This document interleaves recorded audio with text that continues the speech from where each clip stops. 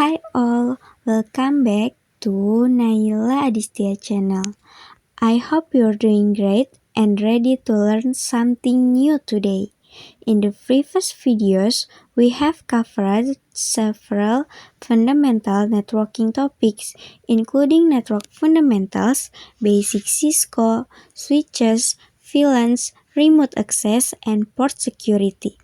This topic provides the foundation needed to understand how computer networks operate. Jadi teman-teman, materi-materi yang telah kita bahas sebelumnya adalah materi penting untuk kita memahami cara kerja jaringan komputer. Now, it's time to move on to the next topic, which is static routing. Oke teman-teman, sekarang kita akan lanjutkan ke materi berikutnya, yaitu static routing. Di video ini kita akan mempelajari apa itu routing, tujuan utamanya apa, berbagai jenis routing, dan juga bagaimana static routing bekerja dalam sebuah jaringan. So, make sure kalian tonton video ini sampai selesai. Alright, before we discuss static routing, let's first understand what routing actually is. So, routing adalah proses pengambilan keputusan mengenai jalur terbaik yang harus dilalui oleh paket data dari sumber menuju tujuan dalam sebuah jaringan maupun antar jaringan. Proses ini dijalankan oleh perangkat yang disebut router yang membaca informasi pada paket data untuk menentukan kemana paket tersebut harus dikirim. Next, ada 4 tujuan routing di sini. Yang pertama, menentukan jalur tercepat atau paling efisien untuk mengirim data. Yang kedua, menghubungkan beberapa jaringan berbeda, baik dalam skala lokal maupun global. Yang ketiga, menghindari kemacetan jaringan dengan memilih data alternatif saat terjadi gangguan. Yang keempat, menjaga kestabilan jaringan melalui sistem pengalihan rute apabila jalur utama terputus. Oke guys, selanjutnya di sini ada jenis-jenis routing. The first, static routing. Routing yang dikonfigurasi secara manual oleh administrator jaringan. Setiap rute ditentukan dan dimasukkan ke dalam router satu persatu. The second, dynamic routing. Adalah router yang dilakukan secara otomatis oleh router menggunakan protokol routing dinamis. Routing saling berbagi informasi untuk membentuk jalur terbaik secara otomatis. And finally, there is default routing. Adalah sebuah metode routing di mana semua paket yang tidak memiliki rute spesifik diarahkan ke suatu alamat tujuan yang disebut default gateway. So, static routing adalah teknik routing di mana administrator jaringan secara manual menentukan dan memasukkan rute ke dalam tabel routing router. Router akan mengikuti rute yang telah ditetapkan dan tidak akan berubah kecuali dikonfigurasi ulang. Now, kita coba implementasikan in the Cisco Packet Tracer application. Okay guys, here we need 2 routers and 2 PC. Then connect with automatic cable ya guys. Di sini ada contoh 2 ruangan yang berbeda ya teman-teman, tapi dia itu masih di area yang sama. Nah, router 1 dan PC 1 ini adalah ruangan A, dan router 2 PC 2 ini adalah ruangan B. Karena ruangan A dan B masih dalam area yang sama, pastinya mereka bisa saling terhubung ya teman-teman. Nah, gimana sih caranya? Caranya kita harus ada IP jalurnya.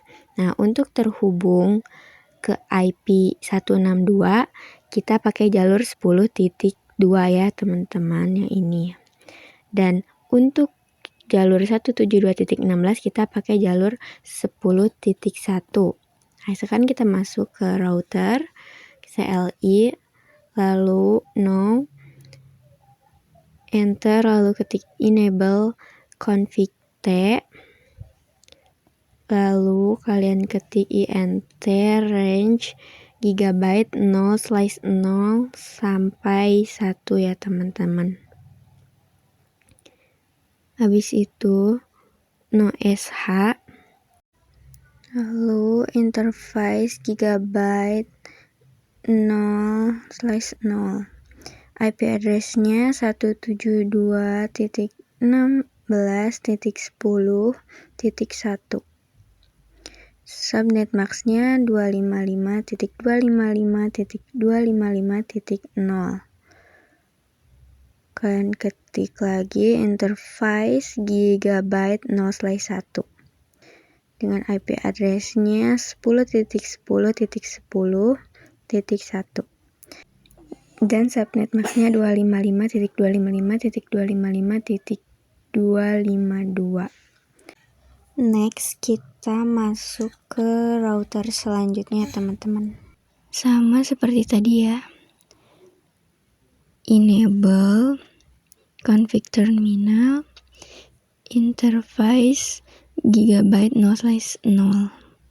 Lalu no sh, lalu IP-nya 10.10.10.2. Nah, karena ini untuk 0/0 ya, yang ini ya teman-teman. Jadi kita subnet max-nya 255.255.255.252. Lalu enter, lalu interface gigabyte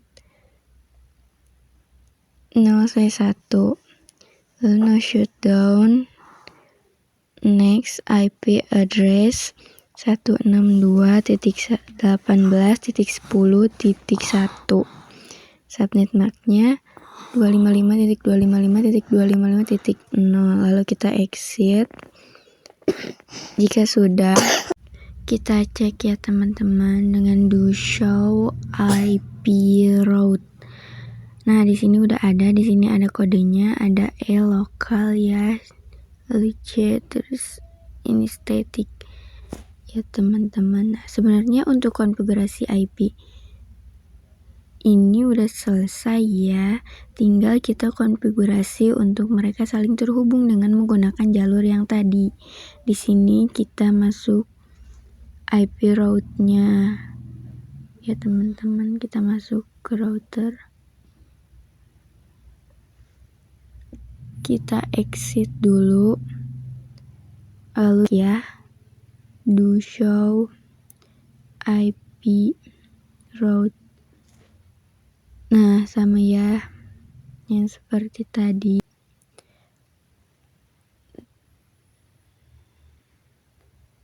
Lanjut kita masukin IP jalurnya biar bisa saling terhubung IP route. Di sini kalian masukin IP ruangan B ya teman-teman.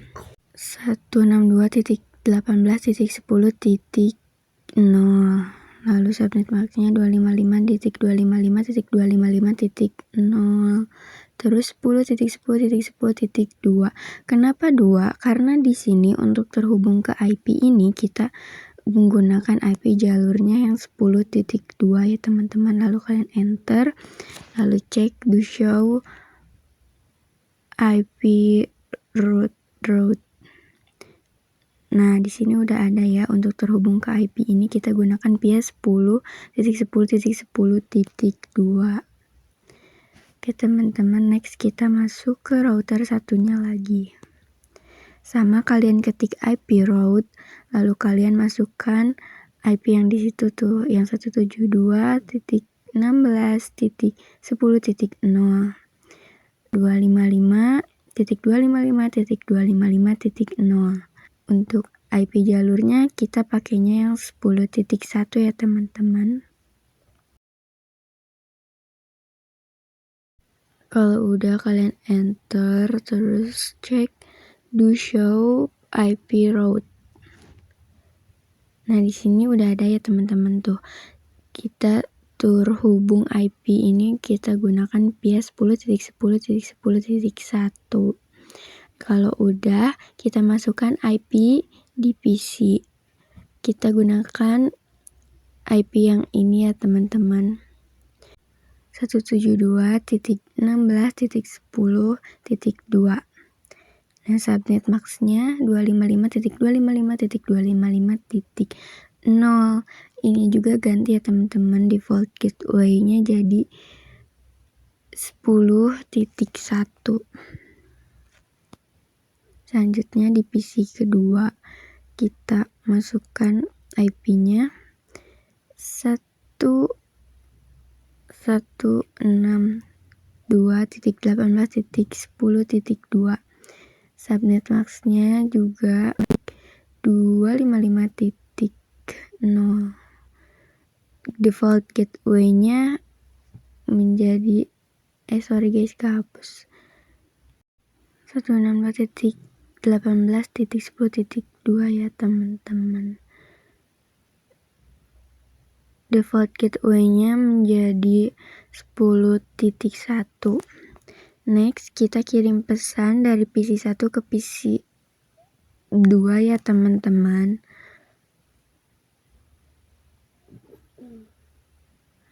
Nah, kalau masih kayak gini, kalian tekan aja 2 kali.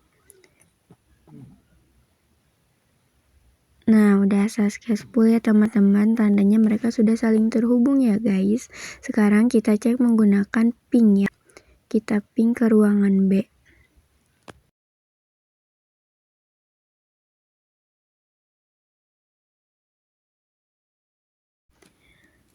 Nah, hasilnya sudah reply from ya teman-teman. Di PC 2 kita ping ke ruangan A ya teman-teman.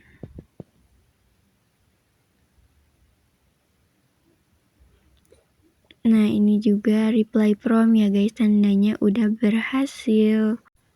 Oke guys, thank you udah tonton video aku sampai selesai. Semoga bermanfaat and see you the next video. Dadah.